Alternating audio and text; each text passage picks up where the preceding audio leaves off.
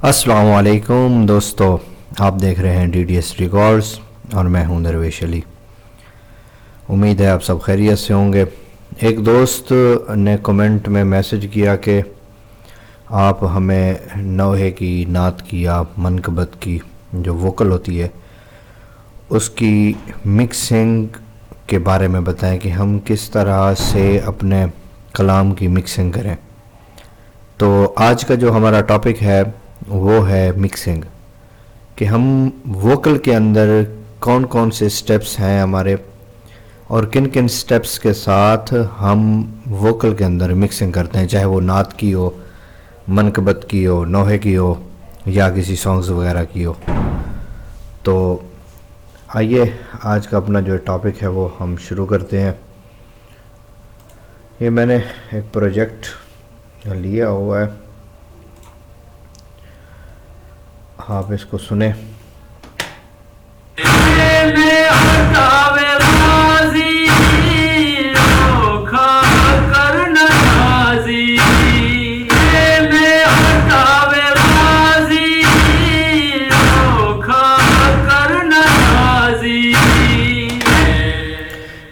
ये आपने सुना इसको,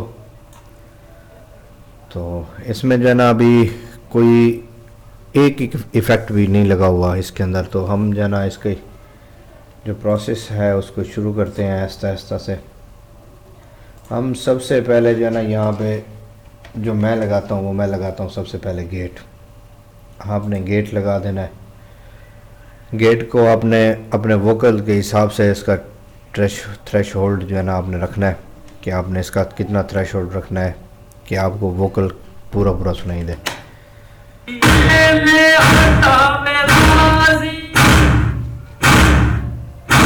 देखा, ये जो इसका थ्रेशोल्ड है वो नेगेटिव 90-20 dB पे।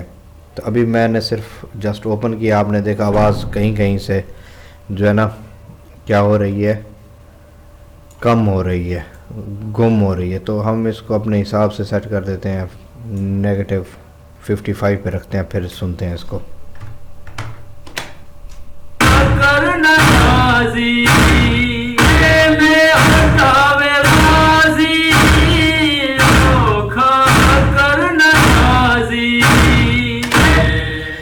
अब सबसे पहले हमने ये देखना है कि गेट का काम क्या होता है। गेट जो है ना क्या करता है, हमारे वोकल को स्ट्रेट करता है, बैकग्राउंड नॉइज जो होता है उसको क्या करता है, रिमूव करता है। जो मतलब हम जब रिकॉर्डिंग कर रहे होते हैं तो पीछे से दरवाज़ा बंद करने की आवाज़ या नॉक करने की आवाज़ या कोई इस तरह की आवाज़ आ जाती है, छोटी छोटी जो वॉइसेस होती हैं वो क्या करता है, गेट उन सारी आवाज़ों को जो पीछे से बैकग्राउंड में आ रही होती हैं, नॉइज़ होता है जो, उस सब को क्या कर देता है, रिमूव कर देता है। उसके बाद हम दूसरा जो प्रोसेस है हमारे पास, दूसरा VST प्लगइन्स हम लेते हैं, वो है कंप्रेसर। तो आप इसमें से कोई भी कंप्रेसर इस्तेमाल कर सकते हैं। तो मैं जो है ना कंप्रेसर इस्तेमाल करने वाला हूँ आर कंप्रेसर, क्योंकि हम आर कंप्रेसर मोनो, क्योंकि हमारा जो ट्रैक है वो मोनो में हमने लिया था, तो इसलिए हम इस पे कंप्रेसर भी क्या करेंगे, मोनो वाला ही लेंगे। अब इसको सुनते हैं।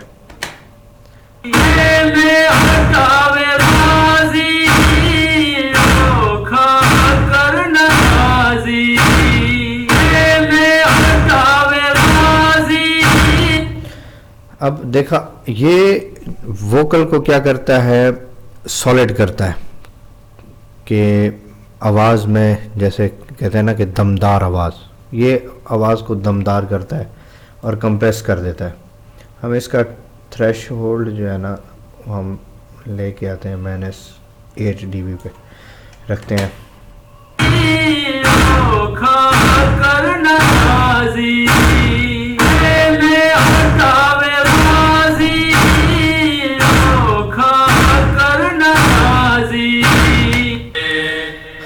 ये है कंप्रेसर, आर कंप्रेसर हमने इस्तेमाल किया। उसके बाद जो है ना लिमिटर हम इस्तेमाल करते हैं। लिमिटर हम तब इस्तेमाल करते हैं जब हमारा वोकल की जो वॉल्यूम है वो लो हो, तो हम उसको बढ़ाने के लिए क्या इस्तेमाल करते हैं, लिमिटर इस्तेमाल करते हैं। अगर आपका वॉल्यूम ऑलरेडी हाई है तो उसमें लिमिटर इस्तेमाल करने की बिल्कुल भी ज़रूरत नहीं है। उसके बाद हम आ जाते हैं, जो हमारे पास चौथा इफेक्ट लगेगा वो है डीइज़र। तो हम क्या करते हैं, आर डीइज़र लेते हैं। जो ये मैं जो प्लगइन इस्तेमाल कर रहा हूँ, ये सारे के सारे जो हैं प्लगइन्स हैं, ये वेव्स के अपने हैं या क्यूबेस के अपने हैं। ठीक है, वेव्स प्लगइन हैं या क्यूबेस के। तो आप के पास जो भी आप प्लगइन्स यूज़ कर रहे हैं तो उस हिसाब से आप इसकी सेटिंग कर सकते हैं।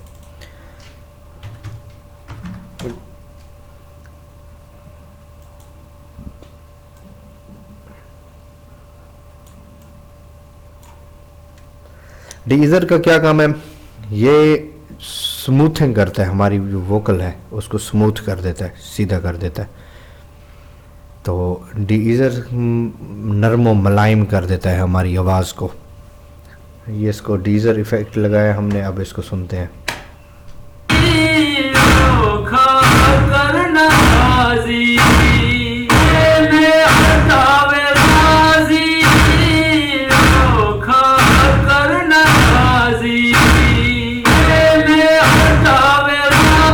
मैं क्योंकि जब डीइज़र इस्तेमाल करता हूँ तो मैं उसकी फ्रीक्वेंसी जो है ना 4800 पे रखता हूँ।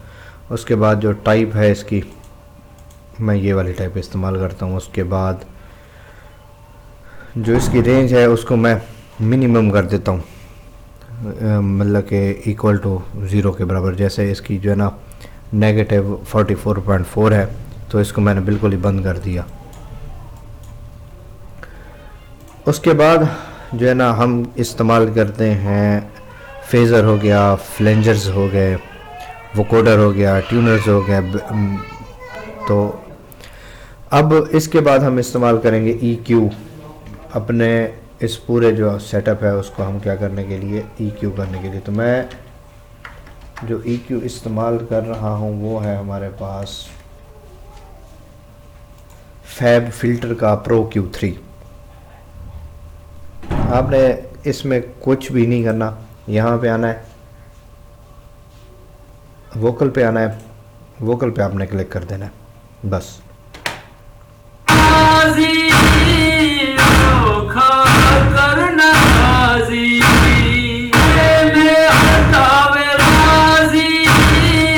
ये है हमारा EQ।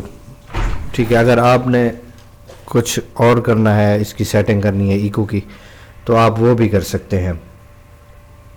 मैं क्या करता हूँ, सिर्फ़ और सिर्फ इसकी प्रीसेट्स खोलता हूँ, वहाँ पे जाके वोकल जो हमारा होता है उसको मैं ओपन कर देता हूँ। जस्ट वो ये वाला जो उसकी प्रीसेट है वोकल वाली, ये बहुत अच्छी प्रीसेट बनी हुई है उनकी, तो मैं यही इस्तेमाल करता हूँ। उसके बाद हम आ जाते हैं रिवर्ब और डिले के ऊपर। रिवर्ब और डिले आपने क्या करना है, यहाँ पे भी आप इंसर्ट में भी लगा सकते हैं, सेंड में भी आप लोग लगा सकते हैं। मैं इधर ही आप लोगों को लगा के दिखा देता हूँ।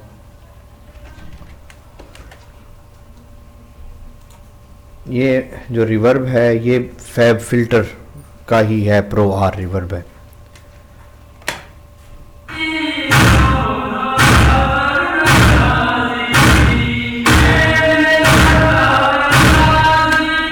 जब आप इसको ओपन करेंगे तो ये ऐसा साउंड करेगा।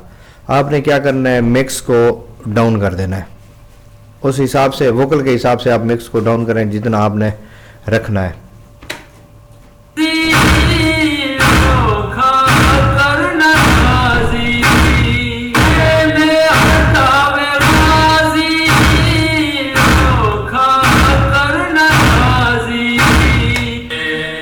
अभी आपने वोकल सुना है कि जस्ट मैंने क्या किया है, मिक्स को 26.02 या 2620 जितने पे आप रखना चाहें रख सकते हैं। सिर्फ मिक्स को हमने क्या किया है, लो किया है, डाउन किया है, तो हमारे पास वोकल सेट हो गया। उसके बाद आ जाते हैं हम डिले के ऊपर। डिले हम इस्तेमाल करते हैं पिंग पोंग डिले, जो क्यूबेस का अपना ही डिले है। तो हमने इसका जो है ना डिले टाइम हमने रखना है 1/4। फीडबैक मिक्स हो गया, हाई फिल्टर लो फिल्टर जो उसके हो गए। फीडबैक आपको जितना चाहिए आप उतना रख सकते हैं। यहाँ पे 50% लगा हुआ है, लेकिन हम क्या करेंगे, इसको 15% पे रख देते हैं। और इसका जो ड्राई और वेट है, मिक्स है इसका, हम मिक्स को डाउन कर देते हैं। मैं इसका मिक्स लेके आ जाता हूँ 10 पे। आप अपने हिसाब से रख सकते हैं। अब इसको सुनते हैं, आप सुने।